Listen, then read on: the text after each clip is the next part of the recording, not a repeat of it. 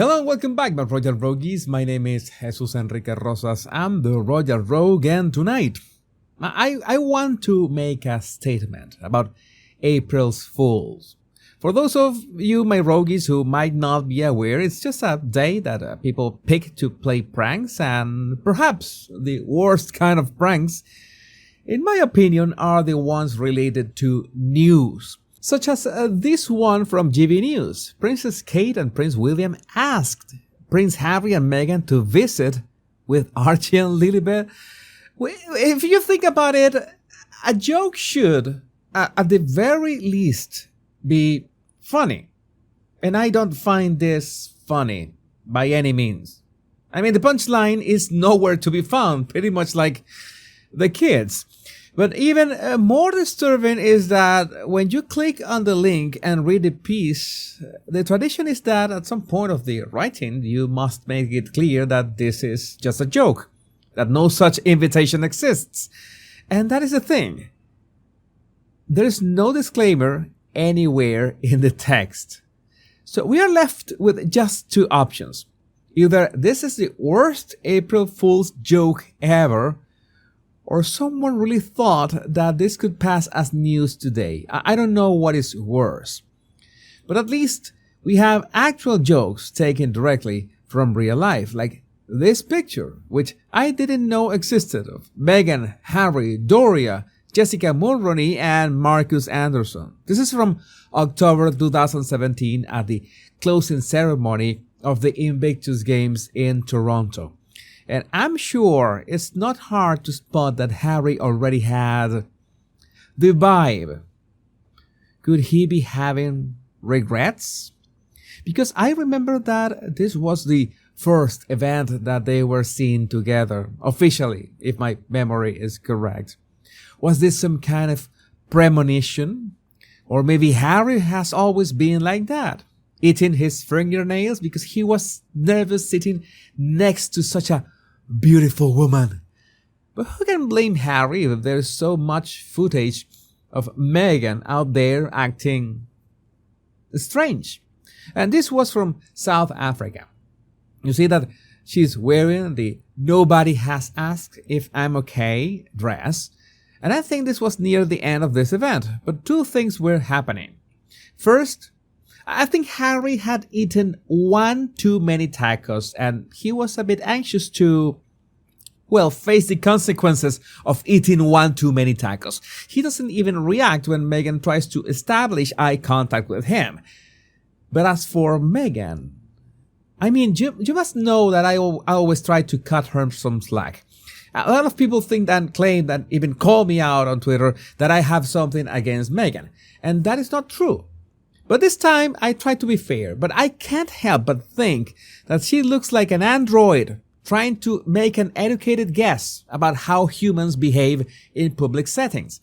It's a bit hard to define in terms of body language, but the two most obvious are the rapid blinking, the suddenly tense neck, and the tension every now and then of her jaw. Harry, even if you see Harry tense, he has a somewhat relaxed neck. But Meghan seemed like she was bored and wanted to storm out as soon as possible. Well, one has to remember that nobody had asked her if she was okay, so that might be the reason she was behaving like that. Even wearing her favorite color, beige. But if there is one thing that Harry and Meghan are famous for, is hard work. But not any kind of hard work, but specifically brand-destroying hard work. Because that's the only way they have been worthy of headlines such as this. Meghan Markle and Prince Harry from Royal Highnesses to Hollywood's punchline. Because there are already enough instances of jokes and not April Fool's jokes at the expense of the infamous ex-royal duo from Saturday Night Live to South Park to Family Guy, and who knows in the future. And that's something that will be hard to recover from. And even if they behaved perfectly, even if they did no more shenanigans starting today, which I highly doubt, we will still have gems like this unearthed by Emerald Tiara, the creators of Fringe call Meghan a tool. Yes, a tool that they could use as they saw fit. And these are the kind of obscure references from the Meghanpedia that are hard to keep track of. I didn't know that she played an FBI agent named Amy Jessup.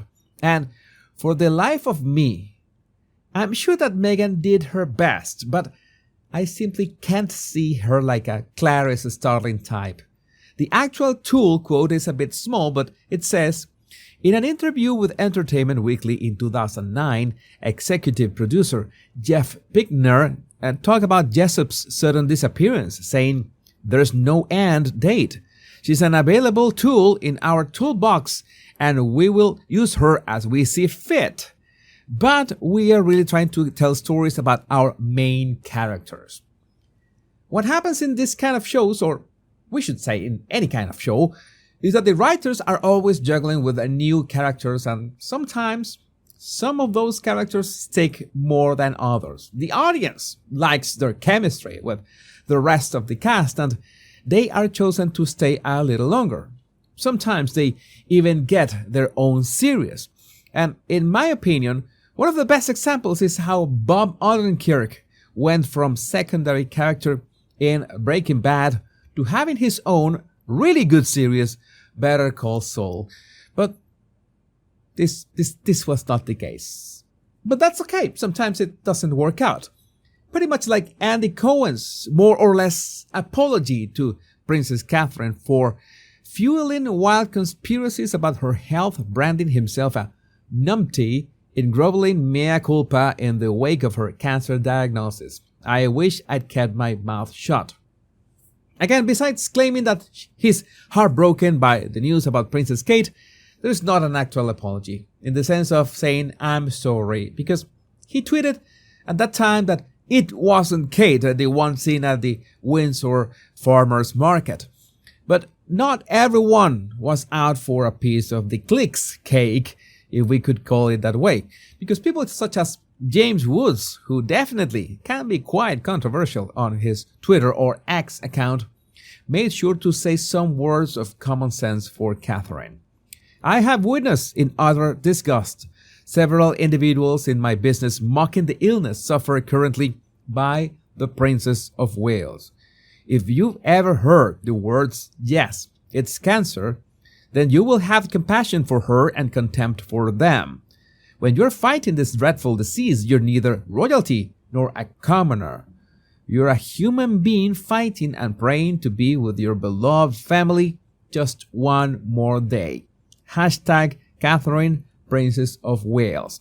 And hands down, one of the best pictures, not only from Easter Sunday, but of this year is this of King Charles at Windsor, when the members of the royal family attended the Easter service at St. George Chapel. It speaks for itself. The king looks really good with a solid handshake and eye contact. And even if I understand that this was against the doctor's orders, he decided to shake hands either way. But Rogues, I would love to know what you think about this in the comments. My name is Jesus Enrique Rosas. I'm the Royal Rogue, and remember, much love and bliss.